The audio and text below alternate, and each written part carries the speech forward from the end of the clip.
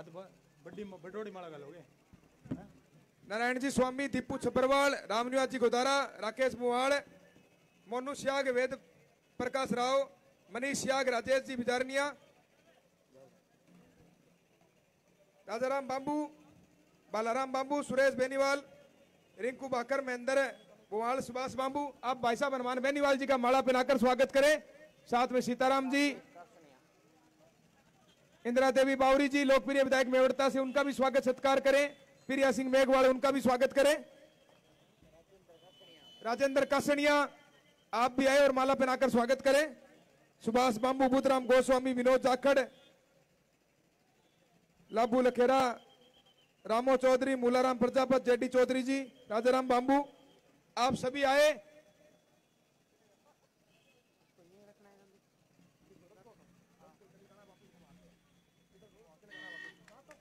जो हमारे बीच में सीताराम जी नायक पधारे हैं, उनका भी बहुत बहुत स्वागत।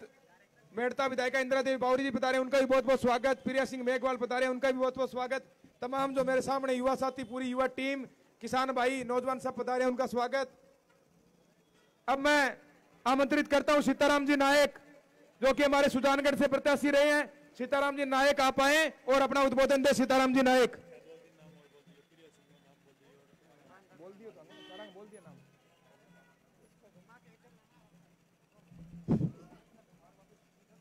भारत माता की, राष्ट्रीय लोकतांत्रिक पार्टी जिंदाबाद, हनुमान बेनीवाल जिंदाबाद। आज आपके गांव नौर में, नौर की धरती पर सत्ता संकल्प यात्रा लेकर आपके बीच पहुंचे। मंच पर आसीन राष्ट्रीय लोकतांत्रिक पार्टी के सुप्रीमो भाई हनुमान जी बेनीवाल साहब, सम्मानित मंच में एक दो नारे लगाऊंगा आपको। बोलो वीर तेजाजी महाराज की, बोलो ख्वाजा साहब की, बोलो लखनऊ जी महाराज की, बोलो राम साहब पीर की। मेरे सामने विराजमान मेरे पिता तुल्य बुजुर्गों, नौजवान भाइयों, प्यारे बालकों, सत्ता संकल्प की आवश्यकता क्यों पड़ गई? भाइयों, सम्मानित साथियों, ये 75 साल का कांग्रेस और भारतीय जनता पार्टी का जो कुशासन था, जिन्होंने 36 कौम के साथ दुराचार अत्याचार किया, और कांग्रेस पार्टी ने नायक समाज के साथ तो और अत्याचार किया।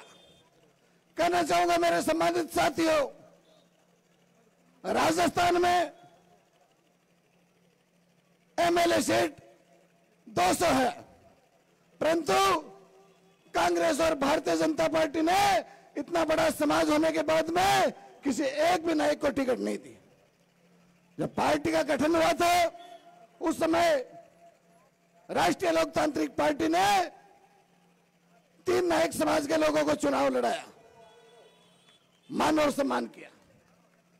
साथ ही कहना चाहूंगा, जब उपचुनाव थे, उस उपचुनाव में ये सीताराम नायक को सुजानगढ़ विधानसभा क्षेत्र से चुनाव लड़ा और मान और सम्मान किया, और हेलीकॉप्टर में साथ ले लेकर के घूमे,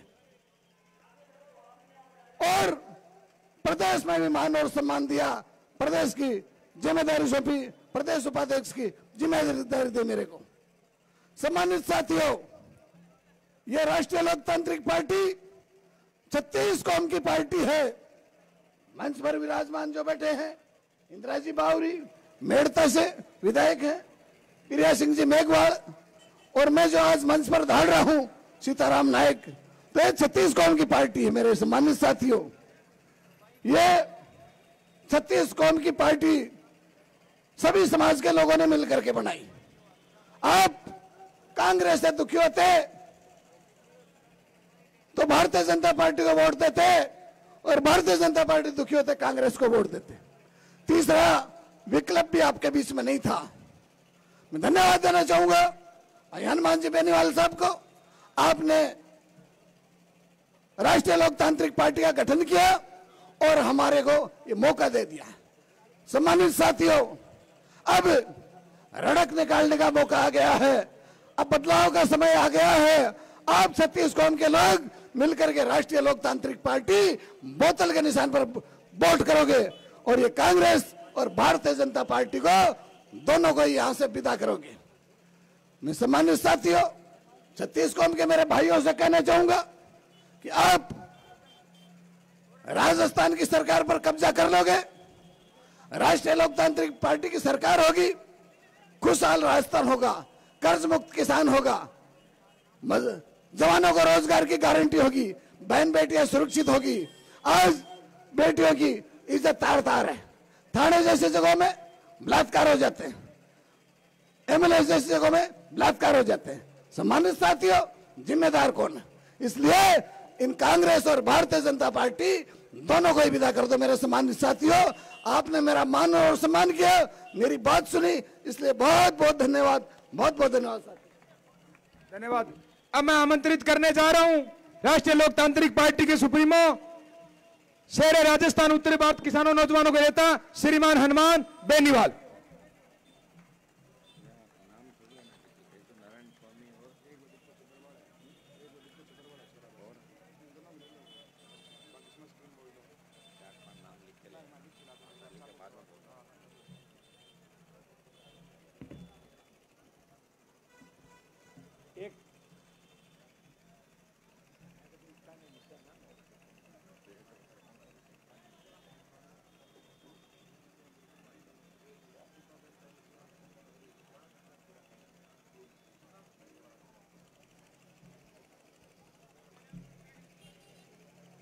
नौर के अंदर सत्ता संकल्प व्यवस्था परिवर्तन, इस यात्रा में मैं राष्ट्रीय लोकतांत्रिक पार्टी के पूरे परिवार का हृदय से आभार प्रकट करता हूं कि आपने सभा का आयोजन किया और पिछले 3 दिनों से बीकानेर संभाग की 24 विधानसभा क्षेत्र की जो सीटें हनुमानगढ़, चूरू, गंगानगर और बीकानेर, यह 23वां विधानसभा क्षेत्र है जहां सत्ता संकल्प का रथ कांग्रेस और भारतीय जनता पार्टी के कुशासन को, भ्रष्टाचार को कुचलता हुआ आगे बढ़ रहा है। और जो आगे बढ़ रहा है, दोनों पार्टियों की धड़कनें भी बढ़ रही है, कई सूचियां आ रही है, कई रुक रही है। और ये आरएलपी राजस्थान के अंदर 70 साल में किसानों के आशीर्वाद और जवानों के संघर्ष से बनी पहली पार्टी है जिसने कांग्रेस और भारतीय जनता पार्टी की नींद उड़ा दी है। दोनों पार्टियां परेशान है, तकलीफ के अंदर है और ये पहला क्षेत्रीय दल है जिसे आपके संघर्ष के बाद मान्यता मिली। नौर के अंदर जब मैं बजरी माफिया के खिलाफ आंदोलन कर रहा था राजस्थान के अंदर, तब कर्ज माफी, इस्तीफा बेल्ट के अंदर सिंचाई क्षेत्र, सिंचित क्षेत्र बढ़े, चौधरी कुंभाराम लिफ्ट परियोजना से लेके अन्य हिस्सों के अंदर किस तरह खेत के सिंचाई का पानी आए, किस तरह बढ़ते अपराध पे अंकुश लगे और किस तरह नौर का किसान और जवान खुशहाल हो, इसको लेके राष्ट्रीय लोकतांत्रिक पार्टी ने हमेशा राजस्थान की चिंता करी। और नौर जहां के जवान हमेशा हनुमान बेनीवाल को नई ताकत और ऊर्जा देते हैं, चाहे कॉलेज विश्वविद्यालय के जमाने की राजनीति हो, चाहे लंबा संघर्ष। भाइयों, यह वो इलाका है जिसने किसान आंदोलन को नेतृत्व दिया। चौधरी कुंभाराम जी आ रही है, कि जन्मस्थली इसी विधानसभा क्षेत्र के अंदर है, जिन्होंने किसान राजनीति को प्रदेश के अंदर मजबूती दी। दुर्भाग्य से हमारे पुराने नेता आपस में लड़ते रहे, आपस में उलझते रहे, इसलिए कभी किसानों का हितैषी प्रदेश का मुख्यमंत्री नहीं बना। और ये 70 साल से ये सपना संजोए किसान और जवान हर बार कांग्रेस और भारतीय जनता पार्टी को वोट डालते हैं, और यहाँ के नेता नकारा निकम्मा या निकम्मे नेता जो जीत के जाते हैं और जीत के जाने के बाद समाज और किसान को भूल जाते हैं। वो अपने परिवार का विकास करते हैं, खुद का विकास करते हैं, अपना बिजनेस बढ़ाते हैं, गरीब आदमी की चिंता नहीं करते। ये 25 साल के अंदर जो राजस्थान में भारतीय जनता पार्टी और कांग्रेस का कुशासन था, एक जमाना था जब लोग बच्चों को पढ़ाने के लिए राजधानी के अंदर आते थे। अजमेर का मेयो कॉलेज और राजस्थान विश्वविद्यालय, जहां का मैं छात्र संघ का अध्यक्ष था, वहां बच्चों को एडमिशन कराने के लिए आते थे। और वहां जब बच्चों का एडमिशन होता था, वो ये सोचते थे कि हमारे बच्चे कामयाब होंगे, वो राजस्थान के राजस्थान विश्वविद्यालय, मेयो या दूसरी कॉलेज और स्कूल के अंदर पढ़ रहे। दुर्भाग्य से 25 साल के अंदर गहलोत वसुंधरा का गठबंधन लगातार सत्ता के अंदर रहा। आपके यहां भी लंबे समय से 2 ही पार्टियां सत्ता में अंदर रही, एक बार बीजेपी, एक बार कांग्रेस, एक बार बीजेपी, एक बार कांग्रेस। यह नारा लगा लेते, कभी किसान विरोधी नारा लगा कोई जीत जाता है, कभी किसान कौम के नाम से जीत जाते हैं, लेकिन वह जीत के जाने के बाद वो किसान की चिंता नहीं करते। अगर चिंता करते तो बीजेपी का राज भी था प्रदेश में, और देश में भाजपा का राज था, कांग्रेस का राज प्रदेश में था, देश में यूपीए की सरकार थी। भला कर लेता इस इलाके का, किसने मना किया था? मैं थोड़े आया था बीच में, मैं तो जब आया हूं जब कोई सुन नहीं रहा आपकी, जब जवान बेरोजगार से तंग आकर आत्महत्या कर रहा है, किसान कर्जे के बोझ के तले आत्महत्या कर रहा है, किसान का बेटा एक दूसरे का खून बहाने के लिए प्यासा हो रहा है, गैंगवार की घटनाएं बढ़ रही है, बहन बेटियां सुरक्षित नहीं, छोटे भाई सुरक्षित नहीं, कोटा के कोचिंग इंस्टीट्यूट के अंदर लगातार 29-30 आत्महत्याएं होती है, किसान के हिस्से का पानी काट लिया जाता है, हरियाणा आंख दिखाता है, पंजाब आंख दिखाता है, और नशे का कारोबार इस कदर हावी हो गया कि प्रदेश का नौजवान नशे में डूबता जा रहा है। पंजाब के बाद अगर सबसे ज्यादा नशा फैल रहा है राजस्थान के अंदर, इन्हीं हनुमानगढ़ गंगानगर जिलों के अंदर जो मेवाड़ मारवाड़ से होता हुआ नशे का कारोबारी शोर बढ़ रहा है। हमें राजस्थान को बचाना है, हमें राजस्थान के जवान और किसान को बचाना है। भाइयों याद करो, जब देश के अंदर मोदी की निकम्मी सरकार ने, किसान विरोधी सरकार, तीनों काले कानून लेके आई थी, जब उत्तरी भारत के अंदर अगर किसी किसान के बेटे ने सत्ता छोड़ के मोदी की परोसी हुई थाली को ठुकरा के किसानों के लिए सड़क पाया, वो नागौर का सांसद था जिसने 70 दिन संघर्ष किया और सड़कों पर लड़ाई लड़ी और किसान बिल वापस कराए। जब अग्निपथ आया, सेना को ठेके में दे दिया, उस मोदी के खिलाफ लड़ाई लड़ी, झंडे के साथ कोई व्यक्ति सड़क पाया, उसने लोकसभा ऑल पार्टी मीटिंग के अंदर अग्निपथ का विरोध किया और जोधपुर में 2 लाख जवानों की रैली करके कहा, मोदी जी आ रहे हैं दिल्ली की तरफ, तैयार हो जाओ। एक ललकार के अंदर जो अग्निवीर 25% लेके 75 वापिस भेजने की बात थी, डरी मोदी सरकार ने 50% को एडजस्ट करने की बात करी और 50 वापिस भेजने की बात करी। मैं विश्वास दिलाता हूं, अगर आपने इन चुनाव के अंदर भारतीय जनता पार्टी को हरा दिया, वोट की चोट से बीजेपी का दिमाग ठीक कर दिया और लोकसभा चुनाव से पहले एक हुंकार दिल्ली की ओर भर दी, तो अग्निपथ भी वापिस होगा, यह मैं विश्वास आपको दिलाता हूं।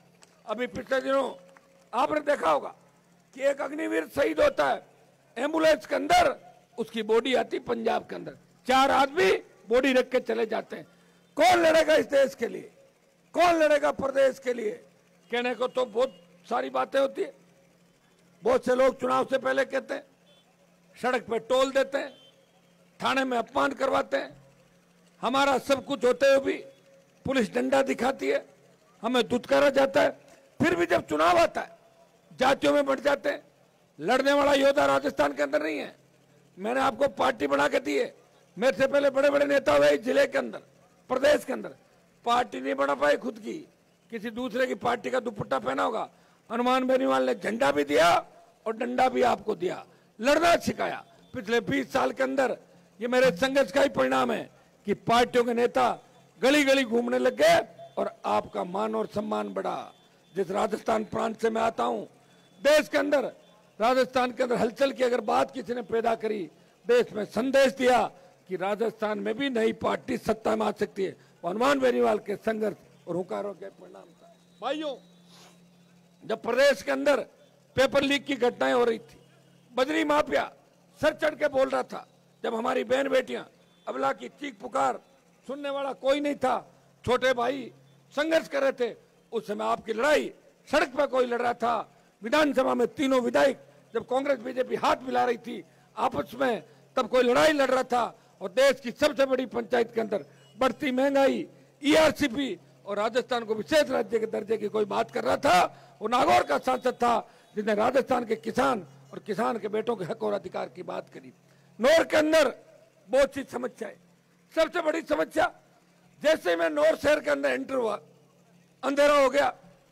मैं नारायण जी स्वामी को कह रहा था, मैं क्यों नारायण जी यहाँ लाइट कब चालू होगी?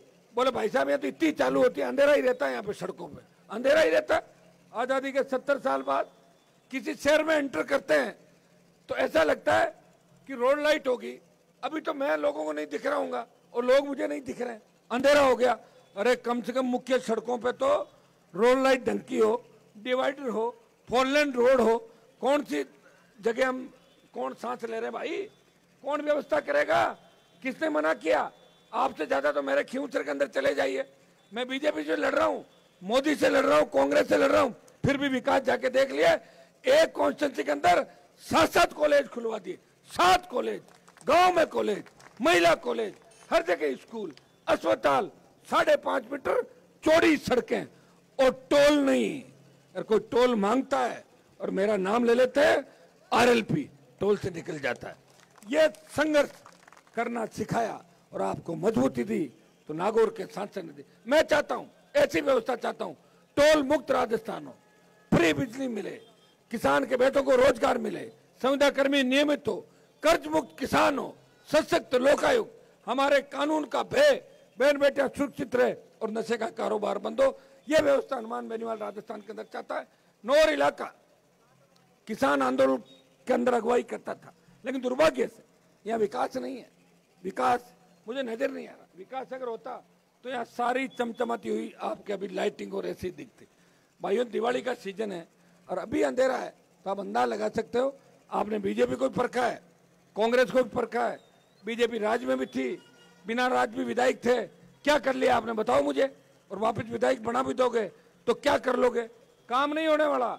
जिनके विधायकों के रिमोट कंट्रोल कहीं और होते हैं, वो विधायक यहाँ भला नहीं कर पाएंगे। जिनका रिमोट कंट्रोल जनता के हाथ में होता है, वो ही विधायक लड़ाई लड़ सकते हैं। उनका कौन गारंटर है? बीजेपी का विधायक बनाओगे, उसका गारंटर कौन है? क्या मोदी आपको मिलेगा? कांग्रेस का विधायक बनाओगे, राहुल गांधी, पप्पू आपको मिलेगा क्या? बताओ मुझे, नहीं मिलेगा ना।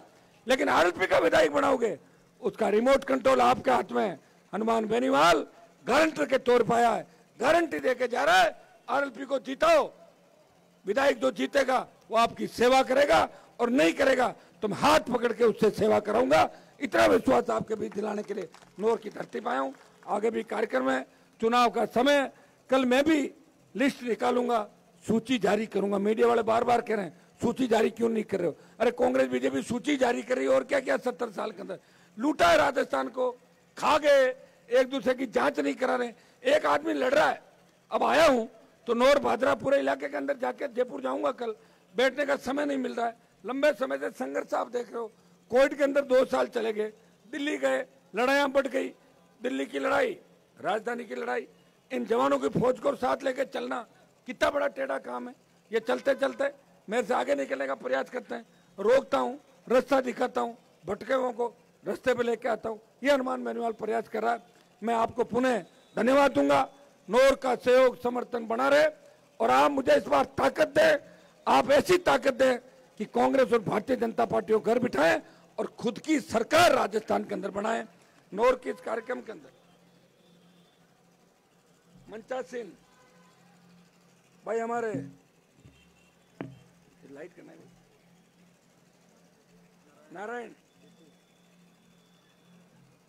नारायण जी स्वामी भाई, दीपू छबरवाल, राजेंद्र कासनिया, बालाराम जी बांबू, सुभाष बांबू, रामनिवास